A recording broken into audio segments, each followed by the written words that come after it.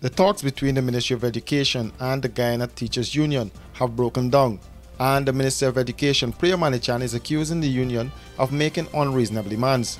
At a press conference today at our Breakdown office, Minister of Education Priya Manichan said the union was demanding an interim 20% across the board payment to be made immediately to teachers. My position is, given that the union is a union of many years, they're not new. They didn't start 2 years ago. This is a long-standing union who have had some honorable positions in the past. So they know their onions. Given the fact that they know this is not how industrial relations happen, my conclusion could only be that they intended to derail this process. They do not intend to have any conciliation. They want to keep teachers on the road. They want to be disruptive to the education system.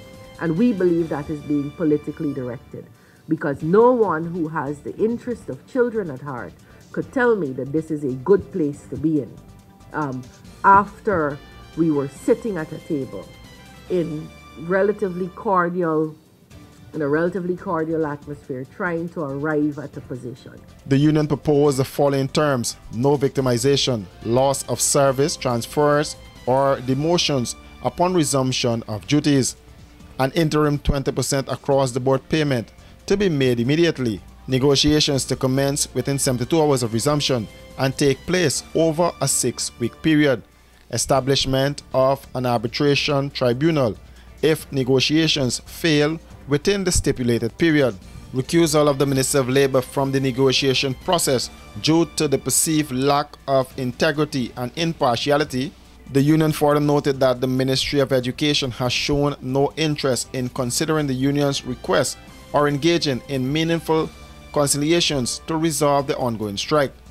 According to the minister, the government is not going to sit at a table with these kinds of unreasonable demands and accede to them. That's not, it would be very, very bad precedent, not only for the Guyana government, but for governments across the region, if we were to allow this to happen. And we were being very, very reasonable. We were prepared to give a lot.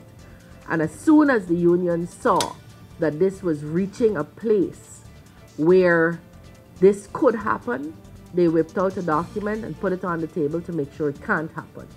That's what happened here, that the conciliation cannot begin, because they know fully well that to ask for us to pay all teachers 20% on their salaries before we begin talking, just as an aside, it was not the 20, it was not going to be what they were asking for the 4 years or for the years to come.